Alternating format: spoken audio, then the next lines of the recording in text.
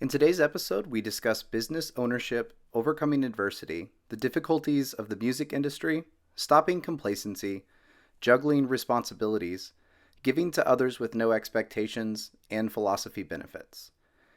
I hope that you'll support the show by going on and leaving us a review on your podcast platform of choice. And of course, please give us a follow and a share. It always helps us to grow the show. Thanks again, and I hope you enjoyed today's show.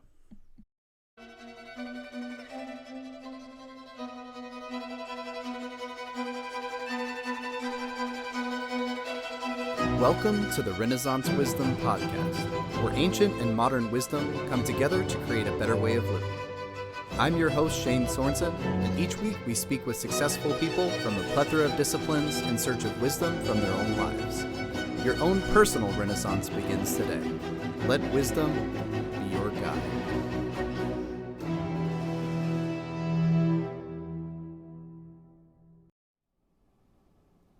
Hey everybody, welcome to the Renaissance Wisdom Podcast. I'm here with a good friend of mine, Brandon Oliver. Welcome to the show. Hello. What's up? How you doing this morning? Doing well. I'm awake. It's another Yeah. day. I see you said you had to escape the 2-year-old inside, right? So Yeah, there's nowhere to go. She yeah, will find you, and she will get. It's like the quieter she's supposed to be, and she knows it. The louder she's gonna be. yeah. It's like her thing. She's very mischievous. So Well, at least you got the mobile studio. The Tesla's looking good. Look, nice. Yeah, I got a decent setup in the background. yeah, cool. Well, I'm excited to have you on. I know that you're a coworker, former coworker of mine. I met you a long time ago at a job Right. that we shared, and even when I first met you, I could tell that there was a certain way that you carry yourself, and just very very professional, soft spoken. You listened a lot.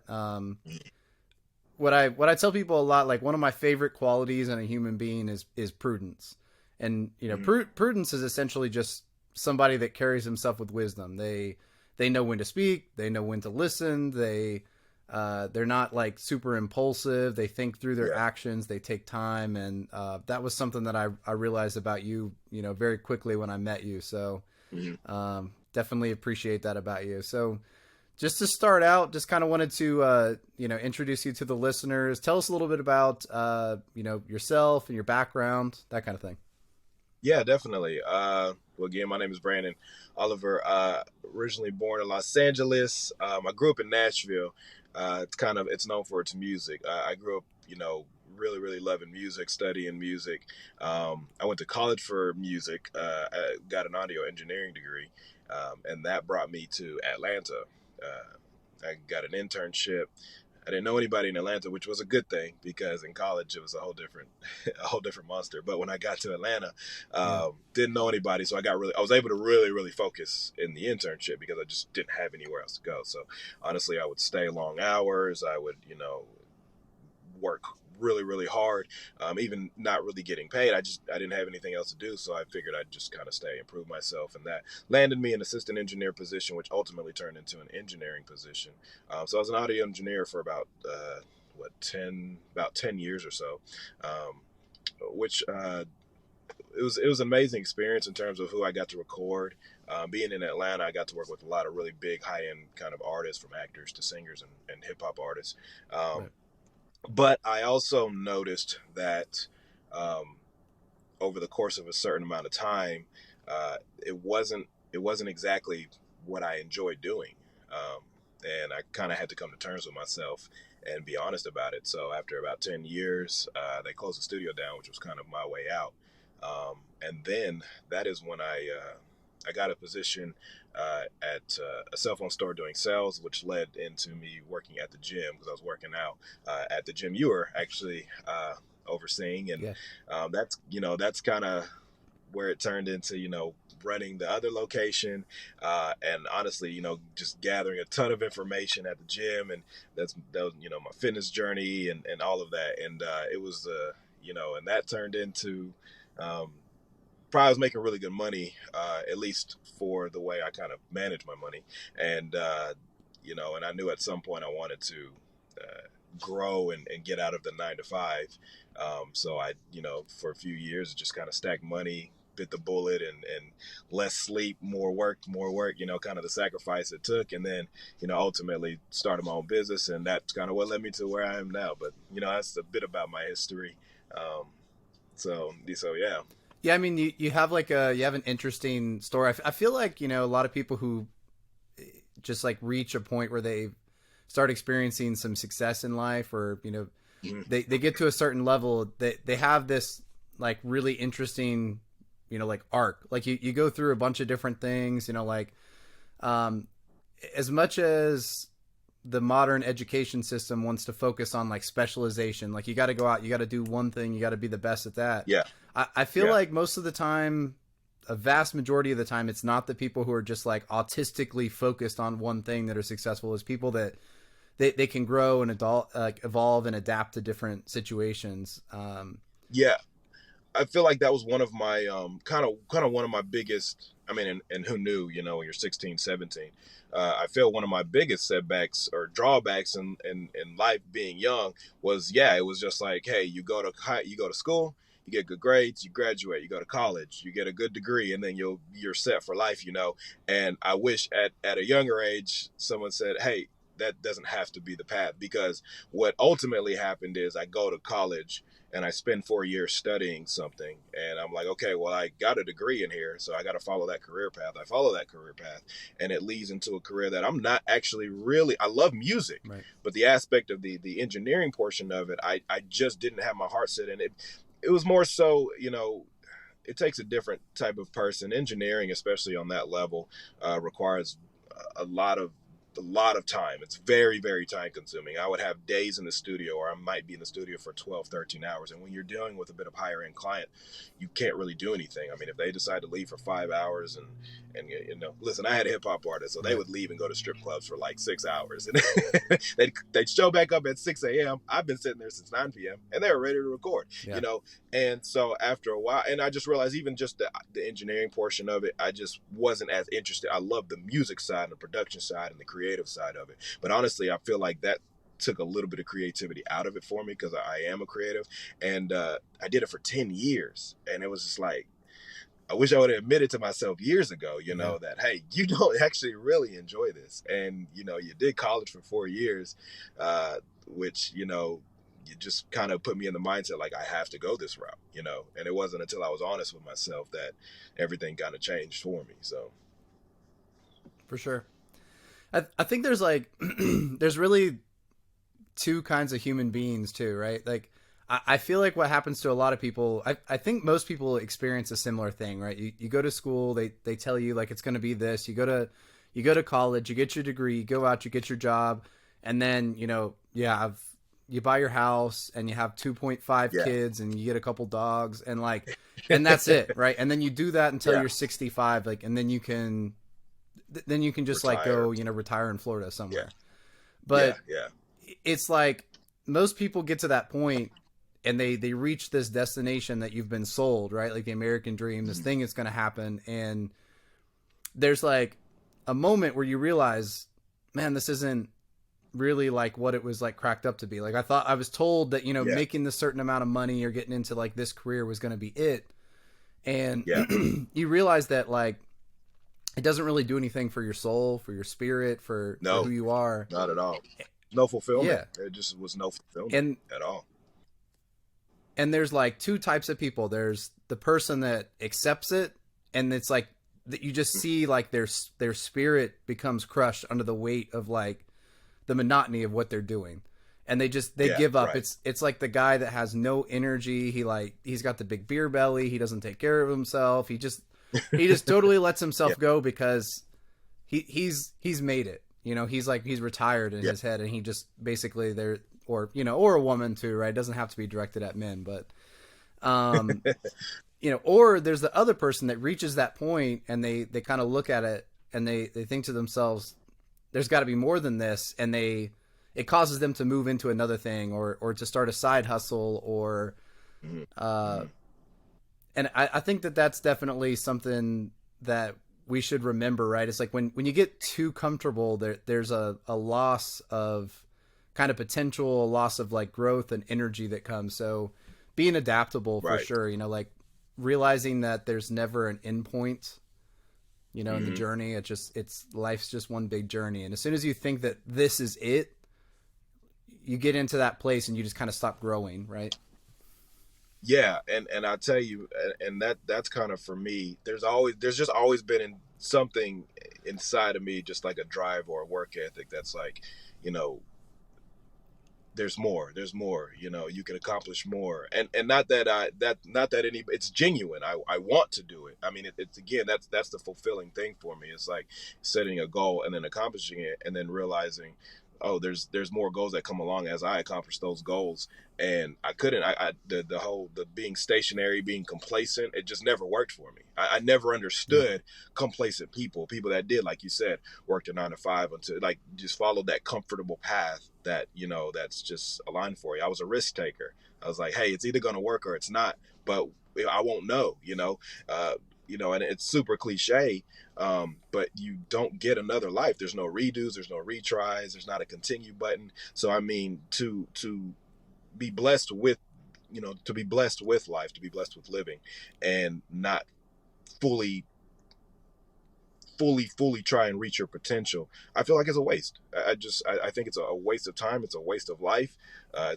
It's a waste of yeah, just all the things that could come out of, I have this idea that, like, what if there's something that you were amazing at and skilled at, but because you never tried it, you never knew. And that to me is pretty depressing. I mean, I think about, like, what if I would have been the greatest soccer player in the world, but I never played soccer because I just, what mhm, I mean? So it's just, I always think about things like that. And so for me, it was just like something, if you're interested in it, if you have a goal, for me, I was like, I'm going to take the risk and I try and accomplish it. And whether I do or I don't, I can't fail until I quit. So it's just, for me, it's just the consistency, not being complacent, not being comfortable, and not being happy with any of for those sure. things. And I know, like, I sent you like a copy of my book and stuff, and I know you checked it out. That's something that I Hmm. talk about, and really the whole, like, Yeah. wrapping up idea of my book is that Yes. eudaimonia, the idea that if you're seeking this endpoint, this, okay, I can do this and then I'll be happy, you just Hmm. always, you're always going to be let down, right? Because that's never going to last forever. Happiness Yes. comes and goes based on the situation, right? I mean, Hmm. from yourself, right? Being a business owner, I know you said you've been busy. You've been hard to get a hold of. You Yeah. haven't been sleeping. You're a dad, but you still find time to take Yeah. care of yourself. Going to the gym and things like that. And I'm sure there's times where you've got 4 hours of sleep, and you're very happy, and you're feeling good in that Yeah. moment.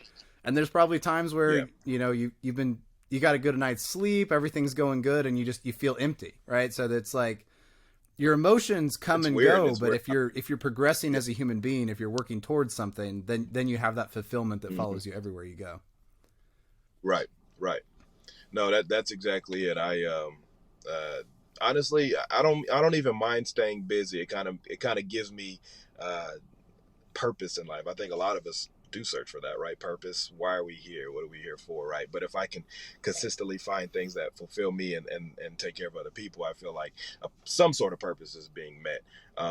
And so in terms of just, all the things that I do with business, being a father, um, you know, fitness. Fitness is really important because it's kind of my uh, I've tried to do is maximize my potential in every facet of life, and physical is a part of that. And fitness keeps me, fitness is like my meditation Yep. for the day, right? It's like if I don't work out for the day, I mean, I'm at the point, if I don't work out, I don't feel good. I'm annoyed if I miss a workout. It's just Yeah. how I am now.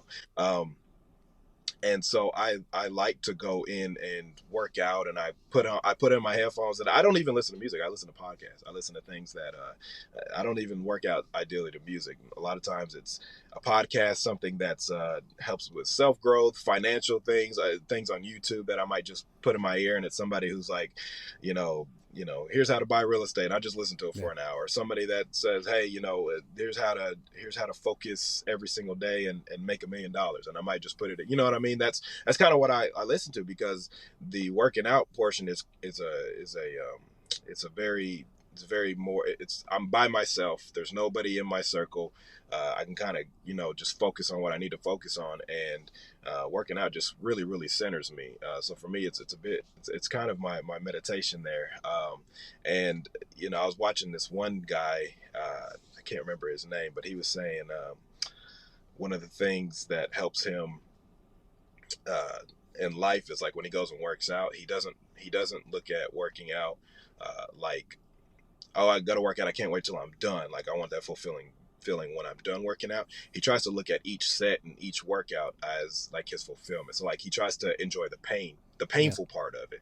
And it helps him a lot in life, is that if he's like, and he's like, sometimes you just got to lie to yourself. You know what I mean? Like when you're doing 20 reps on curls and something, and your arm is hurting, and you don't look to, oh, I can't wait till I put these weights down. You actually embrace the pain, and it helps you in other aspects of life, which I try to apply it. It's hard to do, and I haven't mastered it quite yet, but it definitely is a part of something I practice daily, to help me just kind of face any adversity or any pain that I might deal with in life, and embracing it instead of saying, "Man, I can't wait till this is over," so I can get on to the next thing. And so,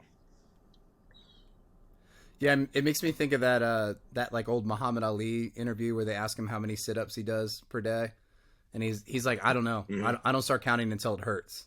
And he's like, Yeah, that's when it yeah, matters. And yeah, I've been thinking a lot about this lately too, with like you're starting to see like the David Goggins and Andrew Tate, and you're starting to see the rise of these yeah, kind of like, they're like the antithesis of the modern kind mhm, of voice, right? mhm. The modern voice is Yes, like love yourself, accept yourself as you are, like fat and beautiful, mhm. like all these things, right? Like becoming soft has become like so acceptable, right? It's there's Mhm, society mhm. wants to just like celebrate you as you are. And I think that's Yeah, important, right? There is a voice of like self acceptance and just kind of learning to accept yourself, to sure, love yourself as you are, to and I sure, think that's important because a lot of people don't respect themselves. But the thing that people have sure. to realize is that part of respecting yourself is like treating yourself the same way you would treat a kid, right? Or someone that you care about.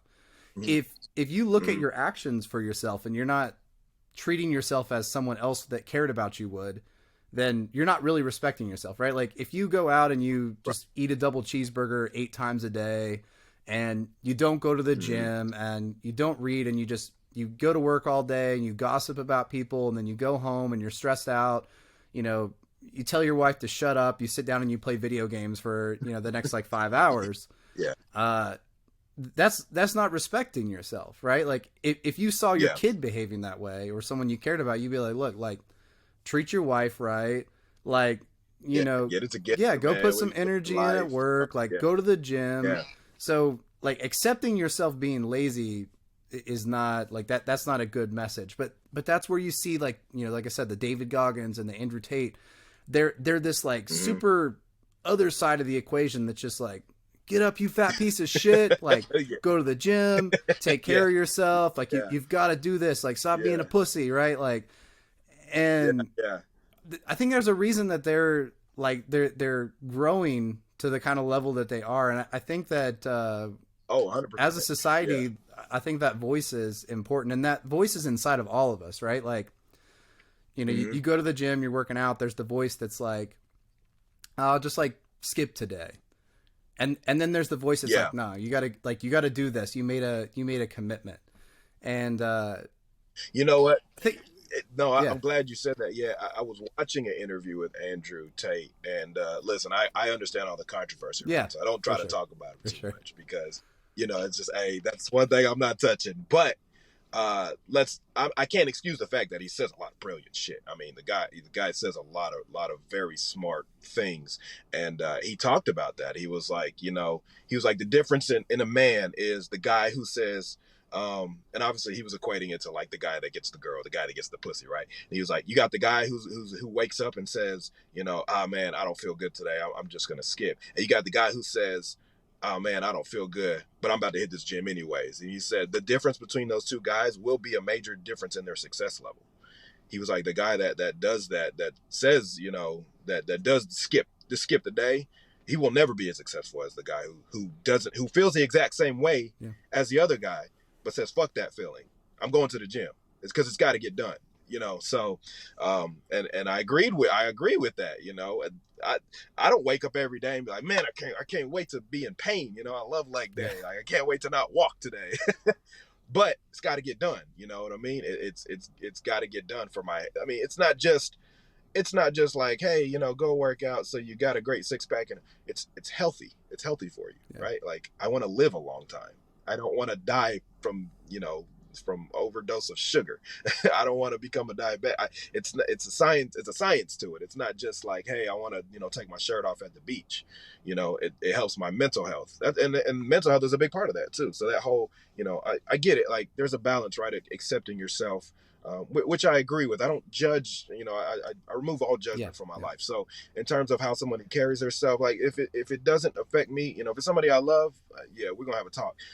But if it doesn't affect me ultimately or my life, it's not my business. However, there's a lot to say about the mental health, about the mental health state of the world, and at least in America, and it's dwindling majorly. And I think a major part of that is the whole, yeah, just accept yourself, do whatever you want, eat 5 cheeseburgers a day, and you know what I mean, and play video games all day, sure. But as a human being, ultimately, most of us want purpose in life. Most of us want something to accomplish. That's just human nature in itself. And when you kind of remove that, is when you start to see people facing depression, people facing mental health issues. Like, you see a lot of that, every day, all day. So that's just the one thing, and it's very prevalent even in my circle. A lot of people around me turn to drugs, turn to removing themselves from reality. Like, how can I get away from my reality? Dude, that's a mental health issue. I love my reality, but that's a choice for me. So Yeah, and it's set up everywhere too, with like social media, the way the algorithms are designed to just kind of bring you in and like yeah, gather your attention and just keep you swiping. Even like the video games, right? Like, you don't just play the video game. There's achievements, mm-hmm. and then at the end of the match, they have you get all your stats, and you get to see how you performed, and you start unlocking new skins and all this different stuff. And it's all set up to Yeah. make you feel like you're progressing. But when you look at it at the end of the day, you're like, did I really progress? Like, I just killed zombies for 5 hours. Like, I mess with my son about that. He does it all the time because he gets the trophies. I mean, he's 14, so yeah, whatever, you know what I mean? But I mess with him because he'll be like, oh, yeah, man, I got the trophy for, killing most zombies in an hour. And I'm like, I mess with him, but I'm like, yeah, that's not that yeah, big a deal, boss. And obviously, like, he knows I'm messing with him, but there's a bit of truth to that. Like, yeah, that's not an accomplishment in real life. It sounds great on the game. What I usually mess with him and say, I'd be like, well, how much money did you yeah. make doing that? He'd be like, I didn't make anything. I was like, well, yeah. Well, until you make some money killing zombies, you let me know. But I mean, obviously, I'm encouraging Yeah. of my son, and we clown around a lot. But there's a little bit of truth that I have in that. And I'm just like, yeah, that's not really an accomplishment. It doesn't. No, don't get me wrong. There are I know. people who make money I was just getting killing ready to say, zombies in an one day hour. he's gonna come home. He's gonna say, And listen, he'd be like, "Dad, I made 50,000." hey, if you do that, then there we go. Okay, well, hey, keep getting those trophies, son. I love it. I love it. I signed a guy up at the gym one time, and his job was literally playing video games, and he would just do tournaments. I mean, he didn't do anything else. He would go to tournaments, and apparently he was like a phenomenal player. And the guy would win like 30 grand. Yeah, just 30 grand, and they'd live off of it for a few months, and then he'd go and do another tournament. And I'm like, that's probably an amazing way to live. Yeah. I'm not gonna lie, a little jealous of that, but Yeah. No, I mean, there's money in it. They say it's one of the fastest growing kind of like sports. The esports business. yeah. So tell me a little bit about I know, like, obviously I know you got a lot of background in music, and I know you do some recording and stuff yourself. Like, I know right now you've been really busy with your new business that you launched. I know you're in trucking and stuff now. Are you working anything, or are you working on anything right now in music, or is that just kind of taking a back burner? Like, what kind of projects you got going right now? Well, in music, so the one thing that I always faced in music is where to put the money, right? And a lot of times, as an artist, when you're putting money into the music, you put it in all the wrong places. You're like, you put in the wrong promotion, or you put it into the Mhm. wrong, designing of the music, or you put it into the wrong ad service. I mean, it's really hard to figure out where to put your money, because you have some companies saying, hey, we can get you 1,000 streams on Spotify, and then you do it and they're all fake, right? Oh, hey, we can get you 10,000 fans on your Instagram, and you do it and it might be fake, might be real, so it turns into like, dang, I'm just spending money and I don't know where to put it at. So for me, what I wanted to do, one thing that I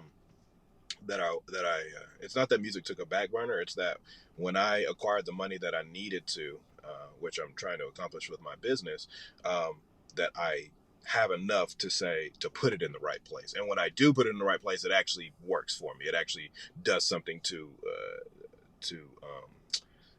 to forward my career in music, as opposed to just blindly kind of spending it, running out of Yeah. money, and then saying, damn, I didn't even get anywhere. I just spent $5,000 and I'm in the same place that I was. So that's kind of, that's kind of where I'm at with music. So I still work on it. I actually have some music coming out shortly. Honestly, I got some new music coming out within a week or so. However, I just wanted to do it the right way, and cultivate it, as opposed to just, because music is, if you're creative, you spend a lot of time Right. on your music. So one of the downfalls is spending so much time and then not seeing anything come into fruition, having all the hours you spend in the studio writing. And I do everything. I write, I mix, I record myself, I do everything. So I mean, the amount of time that I put into it, and then you don't see any fruits of your labor, which I mean is life in general, right? You work really hard and then you might not see anything for a long time. So while I understand that aspect of it, when you just do it so much, and then you don't see anything, you either say, okay, this isn't for me, or you say, okay, what am I doing wrong? Where do I go back to the drawing board, figure out what to do? Because there's definitely a money aspect to it, where you do got to put your money in the right place. And music just tends to be that one kind of sector where it's like, where the hell, if I go into business as a if I'm selling, I don't know, if I'm selling cars, it's pretty straightforward how to get customers, you know Hmm. what I mean, to my car business. um or if I'm at the gym, right? It's very simple to say, okay, how do you get members to come into there? How do you get people interested in coming to the gym? Well, that's easy, right? Music is hard. It's very hard to figure out the path to say, okay, how do besides just putting out music, there's millions of other artists out there. How do you get people attracted to your music besides just making good music? Because you can make amazing music, and that doesn't mean you're going to have, a million fans in a year. So you can make incredible music, and then you're like, yeah, but how do I gain the fan base? Where do I put my money at? And music is really, really hard at figuring that out. And it's always a different formula. You always hear different artists get on a different way. Some guy, put a million songs out in a year, and he finally gained, the fan base. Or you had somebody who, caught Jay-Z and threw their album at him. You know what I mean? Yeah. It's just like always something super random. And but as a just a normal artist trying to expand his fan base and gain some success in it. Consistency is a huge part of it, but then also knowing where to put your money. So that's kind of one thing that I've been.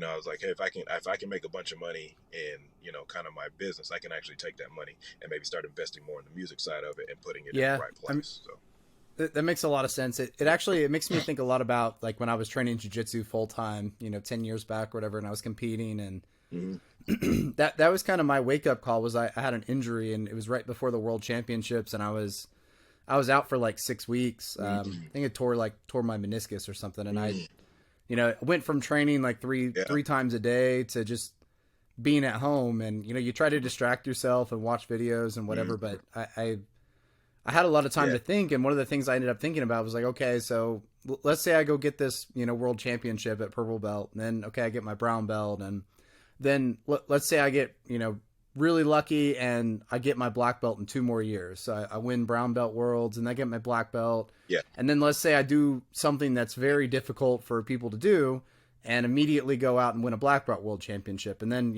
then I've made it if you're a black belt world champion. So I'm like, all right, yeah, best case scenario, like if yeah. I really bust my ass, get lucky, the stars align, I'm looking at 5 years and I got a black belt world championship.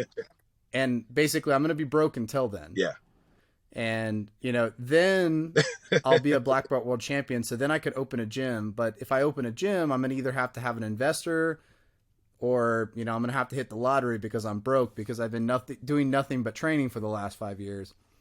And Right, that was right, when I was right, like, right. man, Yeah. like, if everything went perfect, I'm still going to be broke for like, you know, 6 years, Hmm. 7 years. And, uh, well, money's not Yeah. obviously everything, right? There's so many things that are more important than money. Money at the end of the day, it's like it's a means to be able to do the things that you want to do. It's freedom. So Exactly. Yeah. it Yeah.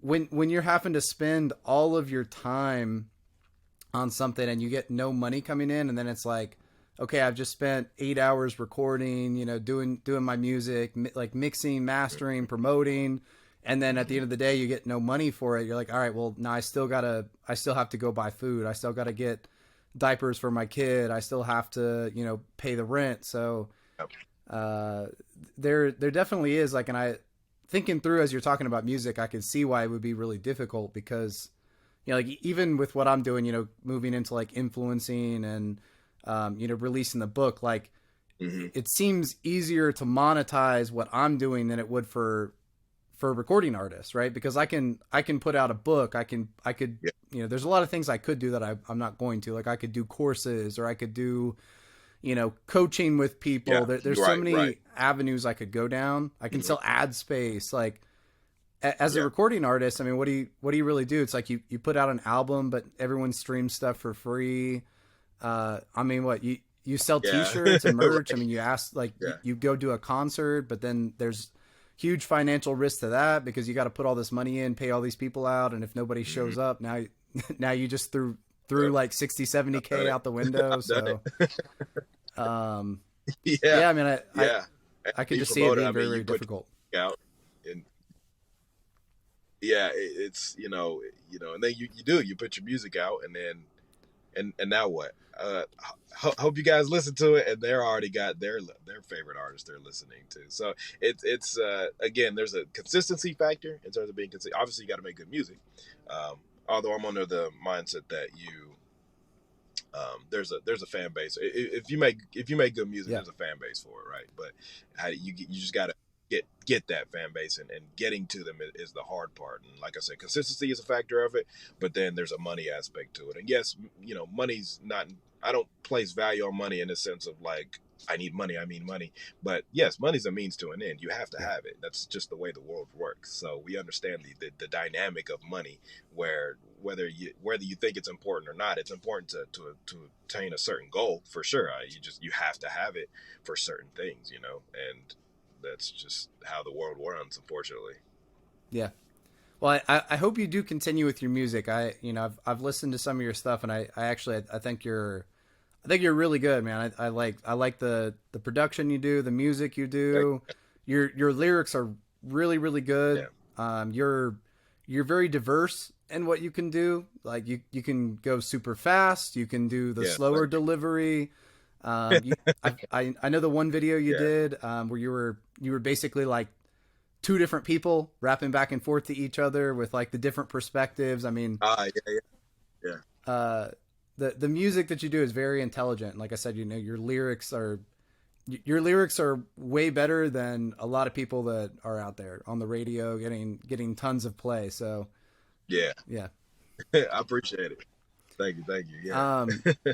so I real quick wanted to touch on, because I know we had a conversation. This is a while back, but we were talking about when I was working on my Mhm. book, and we were talking about philosophy, and I think you were kind of mentioning you were getting into stoicism a little bit and that kind of thing. So, like, how Yeah. specifically with philosophy, how has like philosophy affected your life? Like, what kind of things have you learned through your study of philosophy over the years? Man, honestly, it's changed my life, to be quite honest. I was always very, very interested in psychology, just how the mind works, how people work, understanding people, being able to adapt to people, why people do the things they do, and then my interaction with them. Um, and then it's actually you that introduced philosophy to me. And you hear the word philosophy, and it sounds like Yep. old men who just you know, you like old men in the Rome times, like the statues and Socrates and all that. But so I didn't really understand the depths of philosophy, and it goes hand in hand with a lot of psychology. However, when you introduced it to me, I got really, really intrigued by it because, again, I've always been a person who wanted to maximize my potential, understand myself, like gain a total understanding of, like, gain total self awareness of who I am and why I am. And then in terms of just uh, how to maneuver in the world. Have a sense of peace, a sense of happiness, and how to attain those things. And so when you introduced it to me, that's when I was, I was really excited about it. Started doing readings and things of that nature. I think the first book you told me to read was Meditations, um, which I did, and man, it blew my mind. And so I was like, this is 100% for me because I grew up in a religious household. My mom is a big, big Christian, and while I struggled as I got older and you start questioning religion in itself, not to attack Christianity, but just religion in itself. It started to, for me, it just was, I started to kind of veer away from it a bit. Mm. While the moral aspect of it made sense, but just kind of the things that it produced and the people that it produced and the mindsets I saw it producing was just, for me, I found detrimental. Um, and so philosophy and especially and specifically stoicism um, really kind of made me feel like I had control, like I had control over everything. Like I didn't have to be Yeah. good to like go to heaven, right, or to go to some magic paradise. What I was like I created that here on earth for myself, and it was my choice, my destiny, my fate is my choice. My happiness was my choice. What I choose to endure, what I choose to complain about and not complain about, what I choose to accept and embrace was all a choice, was everything that, was all inside me. I either woke up and chose to, be angry about something that happened yesterday, or I wake up and choose to accept that it happened yesterday and today's a new day and life is going to happen regardless. Doesn't matter, if you're, it doesn't matter if you did a million good things yesterday and you fed the poor and you could wake up today and you could wreck your car Yeah. and, there'd be fatalities. It doesn't matter. So you had to understand how to maneuver through that and embrace it. And so honestly, dude, it's like, it's allowed me to be as successful as I've been up to this point simply because I've been able to. I can't take everything in stride because I'm still human Yeah. at the end Yeah. of the Of day. course. There's still things that I'm like stressed about. What am I going to do? What am I going to do? But it's allowed me to be a little bit more open, be a little bit more accepting of things and saying, listen, things are gonna happen, and the worst thing, right, is death, right? But as long as I'm alive and as long as I'm still able to continue with what I had planned, even though there's sometimes obstacles in those plans, like it's not the end of the Yeah. world. It's not the end of the world. Life goes on. Keep pushing. Keep overcoming. Persevere. And I tell you, dude, in life, I mean that's just my girl, she's like, man, sometimes you're just so calm about things. Like you're so like, oh well, what can you do? Like you just keep going, and it's like, how do you, she's sometimes she's sometimes uh, just blown away by it. And honestly, it's more so just a practice for me. Like I practice it, like it becomes a daily practice where I'm like, oh man, like I had let's see, I've had a lot of things that happen in business, right? So in terms of just like, I had a week where I had two trucks that got Yeah. totaled. And I'm just like, what am I gonna do? Like it's just like like trucks flipping over and stuff. But at the end of the day, like the worst that can happen is, I lose some money and the money's gonna come back, and it's stressful when you lose a bunch of money, but I've been broke before. I've been without money before, and somehow I still managed to get to where I'm at. So for me, it was just kind of taking what comes. Stoicism has taught me to just really not even just take what comes, but Exactly. embrace it. Yeah. Embrace that it's going to happen. And honestly, no matter how cliche it sounds, when it happens, you you learn that the next time it happens, you even take it much more mildly. So, the next wreck that I had of a truck, I was like, oh, I got through the last, two that were horrible. How bad could this be? You know what I mean? So it's just, it does make you stronger in that sense where you're able to say, okay, I've been through this before. I'm alive and well. I'm able to get through it. I'm not going to stress the hell out over it and lose sleep over it, because life is going to go on. And as long as the people around me are healthy and I'm healthy, then, Yeah, I what's the mean worst that, that can that that's a happen? huge So part of the process right there. Is just you become more courageous the more that you go through, the more that you experience, the more that you overcome. You you start to literally, see like dude, what's it's possible. crazy. I mean, I can't tell you how much stress and anxiety and like feelings I had over releasing my book, for example. Like how even though like the book was written, even though it had been edited, even though I hired like a cover designer, you're still sitting there and I'm Yeah. like, like I don't who am I? Like who am I to release this book and like what I'm going to release it and no one's going to buy it. And Yeah. then, like I release it and I think literally I think for like pre-sales, I mean I did like a couple hundred, like 200 or 250 in sales or something just for pre-sales. And you're like, wow, like maybe Wow. this is possible. And then now it's I think I'm getting close to like 2,000 sales coming up, which is really good for a book. And Wow. That's yeah, incredible, appreciate it. dude. And Heck yeah. you see that No, and then it's like congrats, you man. just Yeah. start to think like, oh well, like maybe like there's a lot more possible than what you think, right? But if you never do that first thing, then Yeah. you'll never see kind of what the possibility could be. So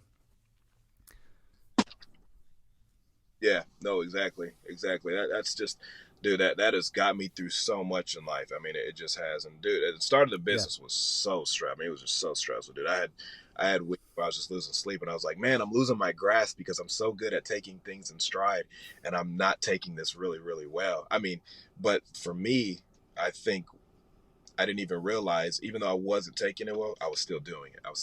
I didn't quit. I kept going. I kept going. And that part where most people would have quit, um, uh, and ultimately said this isn't for them, because especially in the industry that I'm in, I mean, it's very cutthroat. Most people don't last a long time, and I don't accept failure. I just don't. So even going through that stress, it didn't stop me from moving forward, which I didn't realize, like, that still is a part of the process. Like, are you gonna persevere through this? Are you gonna continue to move forward, or are you going to give up? And that's the same thing we were talking about earlier. You wake up and you're tired. And you say, "No, I'm skipping the gym today," or do you wake up and say, "I'm yeah, tired, but I'm still yeah. going to go to this shit because I know it's got to That's get done." awesome, man. I So love that mindset. I mean that's what's getting you where you are for sure. So I'm telling you, man. Yeah, but that's awesome about your book, man. I had no idea. That's incredible, dude. Because I remember from the beginning of where you were yeah, just discussing about writing a book. And I was excited then, and then just to see the journey and then see it come into fruition. I carry that book with um, me everywhere I go. By the way, I mean, I really really enjoyed the book, but and maybe it's biasness, but it's a really good book for me. I mean, I loved it. I love learning, and I loved reading every single just kind of ideal of each philosopher. Man, it was so amazing. But yeah, man, I keep it in my laptop bag. I carry it with me like everywhere, and I that's don't awesome, really man. Appreciate carry it. books like that. So I mean, it says a lot. Bro. I don't know if it's I don't know how It I does. don't know Yeah, if me carrying that book means a lot, but it definitely, cool. I just know really that I really do I'm a big appreciate fan. that. So So we're gonna move into the next kind of like got like 5 questions basically. Every guest I've got the same questions for, and it's aimed specifically at just pulling some wisdom out of your life or your experiences. So the first one we'll ask today is sure. Yeah. have you experienced any personal setbacks or like big trials that you've gone through that defined you as a human being, right? A lot of successful people, they have a moment where they hit like a rock bottom or something, like they thought everything was lost and it ended up Mhm. being a great opportunity. Have you experienced something like that in your own life?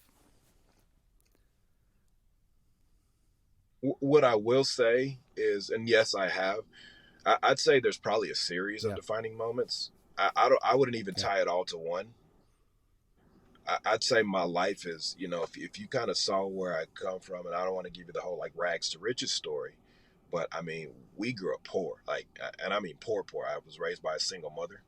Um, she raised me and my brother. We were from Los Angeles. She moved across the country for a position. Um, we lived with people. I probably didn't. We probably didn't have a. We probably didn't actually have a like an apartment until maybe my till I was in middle school. I mean, we lived with people. Sometimes we didn't have anywhere to live. We didn't. I don't think my mom had a car until maybe my high school years. So we walked everywhere, and I mean everywhere. We walked to school. We walked to the grocery store to carry groceries home. So these little series, I mean, honestly, were kind of smaller moments that molded me into who I was. And honestly, my mom, just kind of watching her and her work ethic, you know, definitely definitely assisted in who I am today. And then as I got older, obviously, still moments of there's still moments where that defined me. I would say a major moment of mine.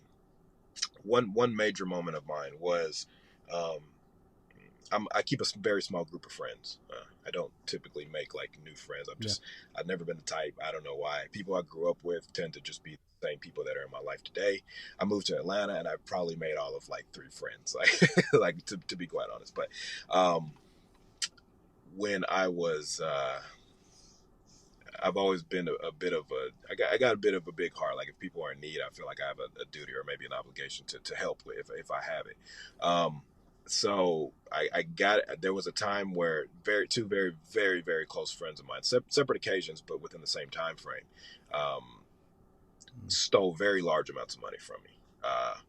One one lied to me about it. We were trying to do some business in like uh, buying and selling cars. And so I sent him some money and he did not use the money for cars. Mm. We'll put it Yeah. that way. And then I had another really close friend of mine who I was in the middle of working on. Uh, I had gotten to finances really big at the time, like understanding money management.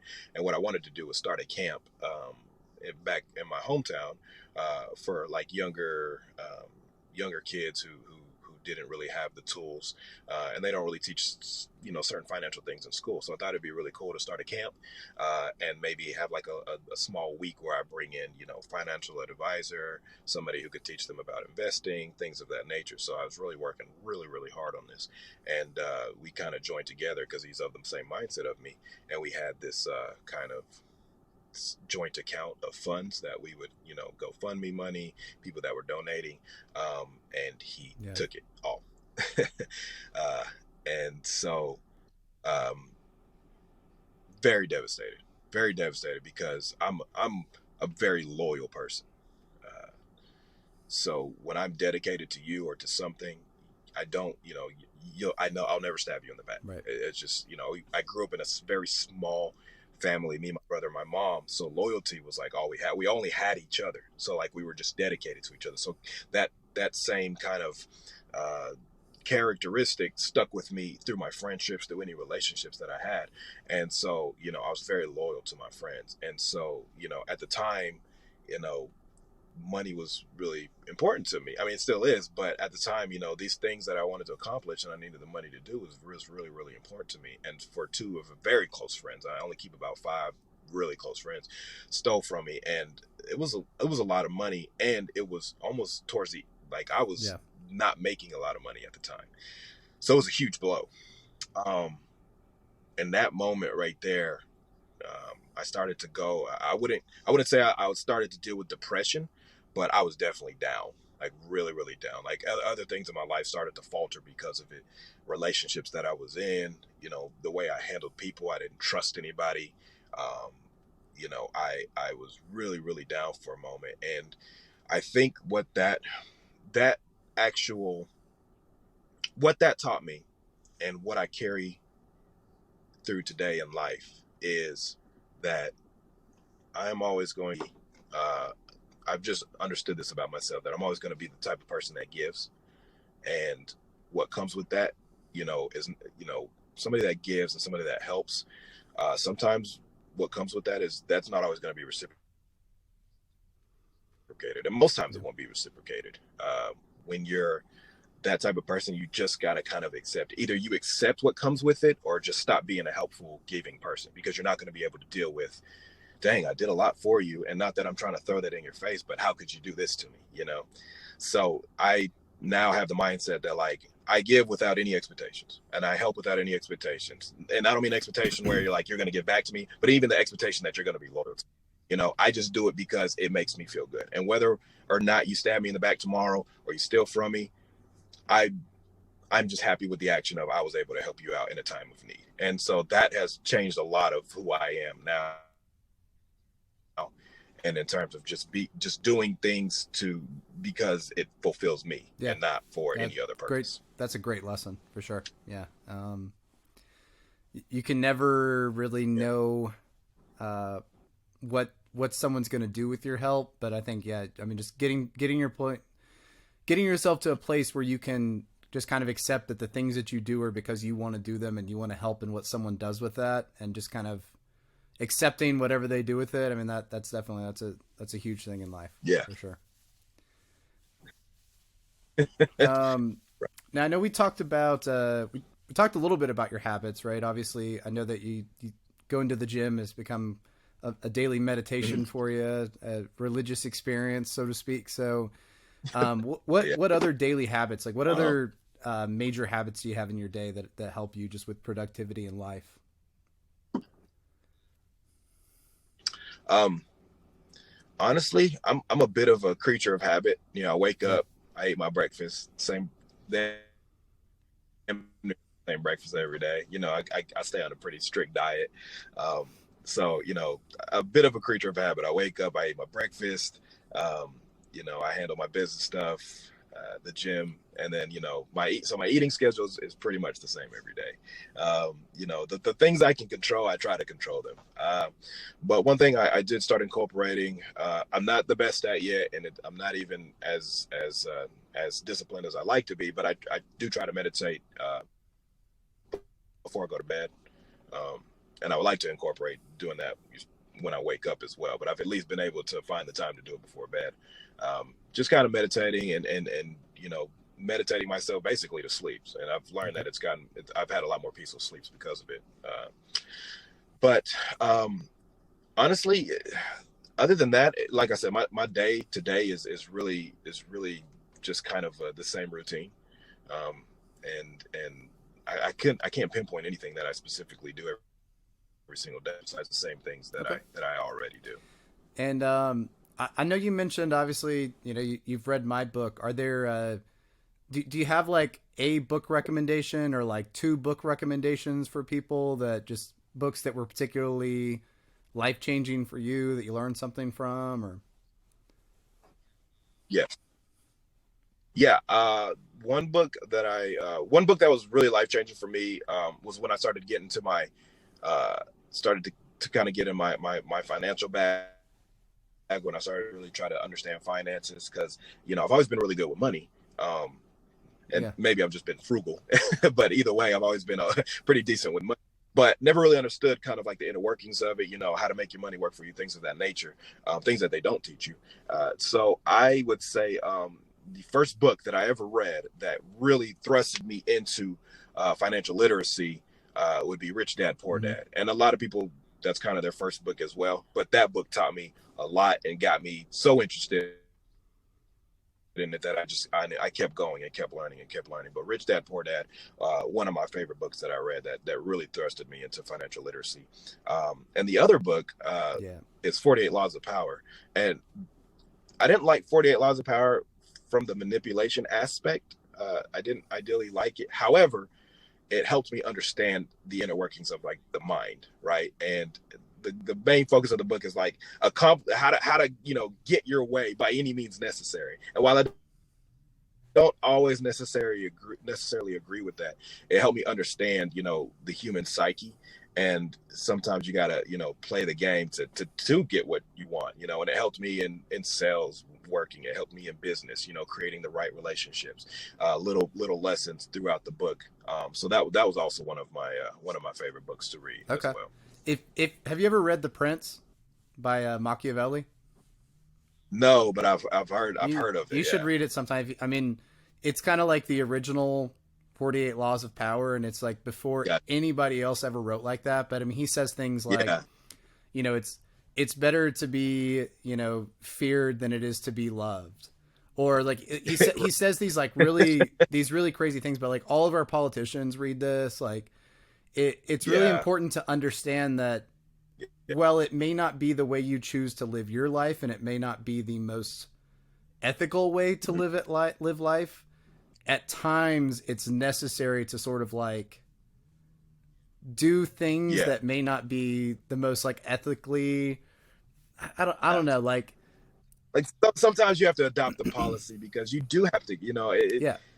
As much as you don't as long want as it's to, not super hurtful or detrimental to somebody, yeah, there are times when it must be applied. yeah, There, especially in business. I learned in business, man. There's a lot of times where I gotta play the game to get where I want. Doesn't hurt anybody, but I understand the dynamic of it as or well. like a good example is like, look at your business, right? I mean, as much as you want to be a nice guy, as Mhm. much as you want to like give people opportunities, as much as you want to be that hands off boss, right?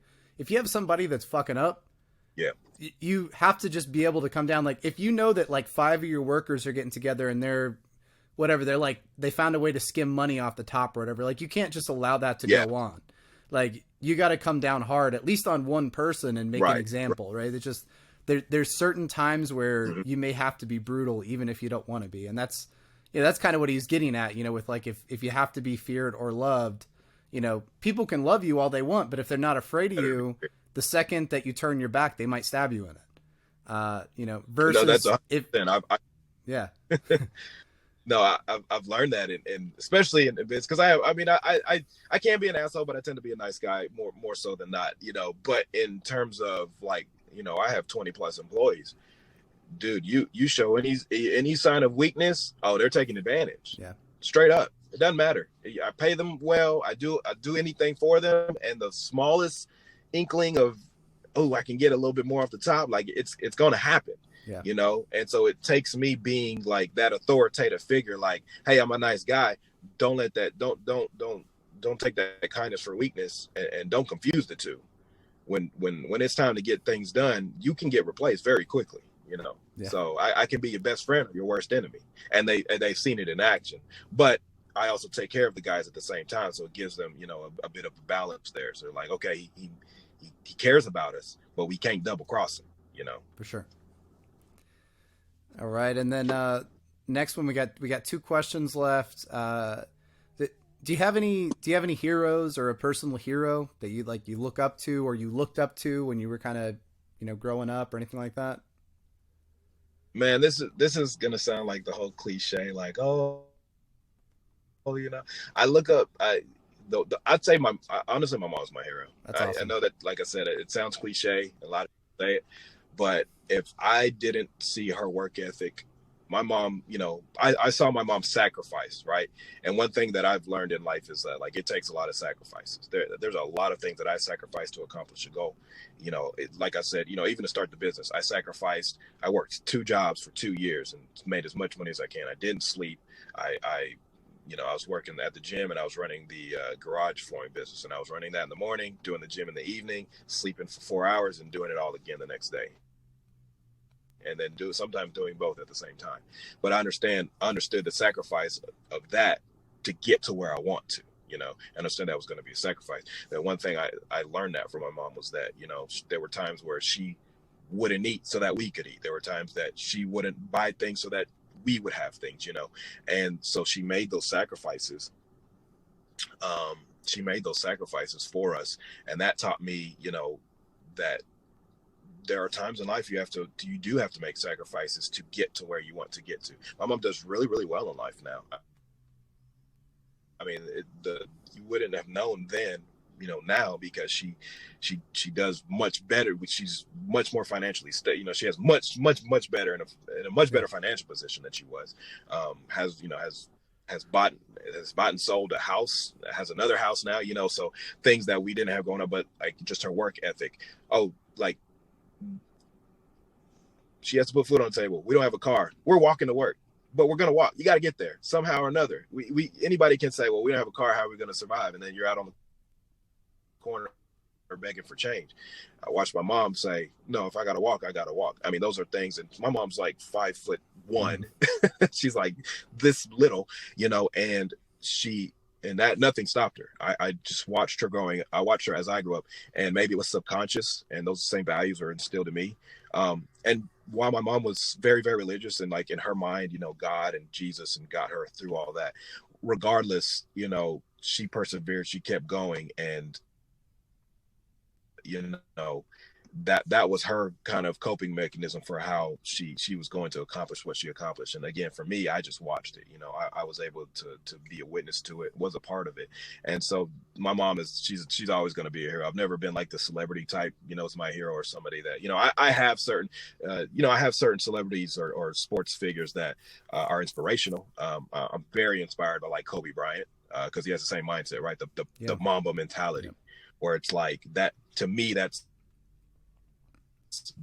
very inspirational. That guy was, if you just watch stories from other players about him. I was just watching a documentary about the Dream Team, or the Redream Team. I forget what they call it, but where the guys were going out like after the games or after practices, and they were like partying, and then they get home at 4 a.m. and Kobe was like suited up walking to the gym, and like Dwayne Wade is like, where are you going? He's like, I'm going to practice.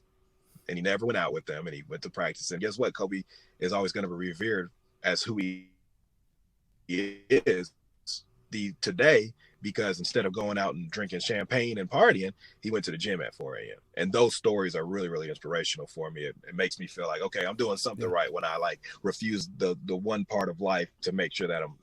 So, I definitely look up, and I definitely am inspired, from stories about like a Kobe Bryant, or Muhammad Ali. But I'd say my ultimate hero would definitely be my mother. Awesome.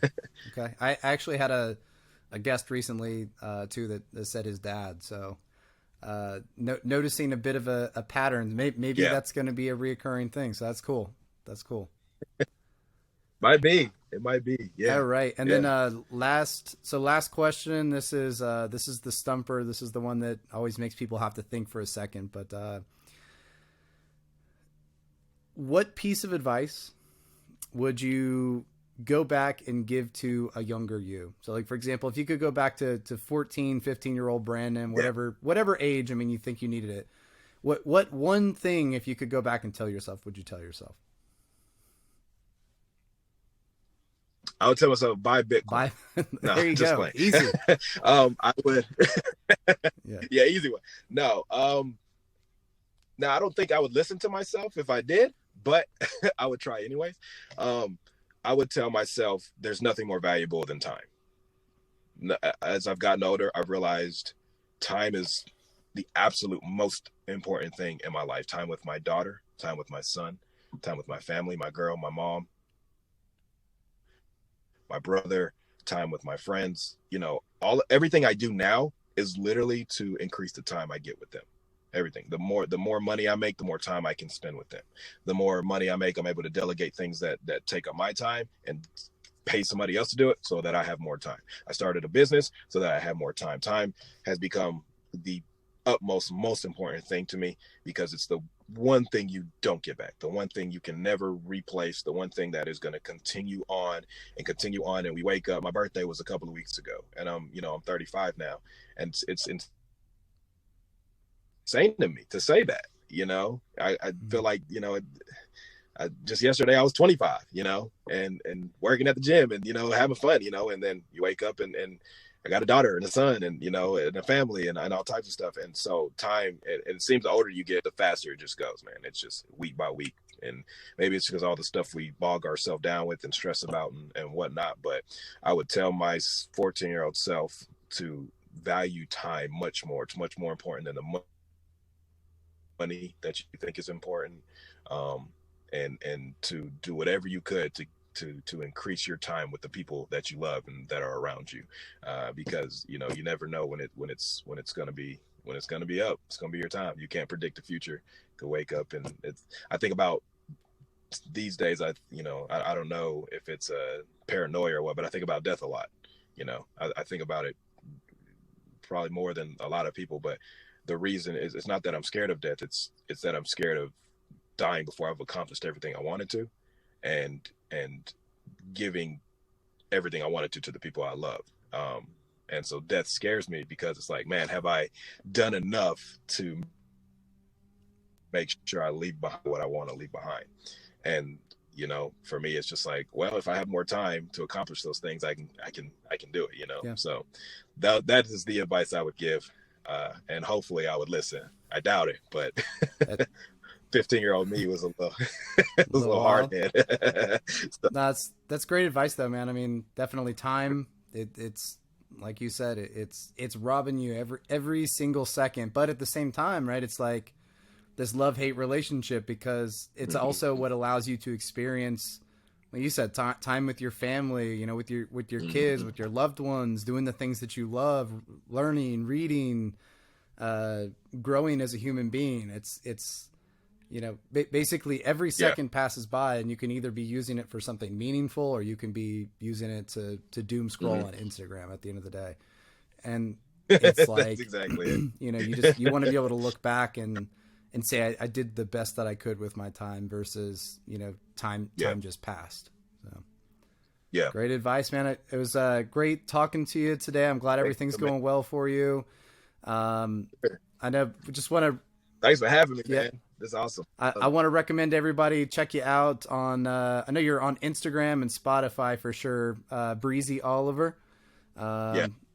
So, if you guys, anybody out there is a hip hop fan, check him out. I definitely recommend his music. Really good stuff. Anything else you want to plug, promote, point people to? No, not necessarily, man. Yeah. Music, Spotify, YouTube, hit it. You just type my name. I mean, you just Google it, and anything that I do will come up. Breze Oliver. That's also my handle on Instagram, Twitter, so forth and so on. But yeah, no, nothing else. That's all cool. I got. Yeah, and I'll put some links down in the description of the episode too. So just want to send me over whatever links you got. I'll put them up. So thanks again for coming on, and hope you have a great rest of the day. All right, thanks, boss. Thank you for having me. No problem, man. Take it easy. Take it easy. All right. Thanks for listening to the Renaissance Wisdom Podcast, and hopefully you learned at least one lesson on today's episode. Our mission here is to uncover practical wisdom to create a better way of living for our audience. If you enjoyed this episode, please help us by leaving the show a review on your podcast platform of choice, and by giving it a share on social media. This really helps us to grow our audience and to continue to add more episodes. If you are interested in learning more, please check out our website at renaissance-wisdom.com, or check out the book that started it all, Renaissance Wisdom: How to Flourish in the Modern Day, now on Amazon. Thank you again, and may wisdom be your guide.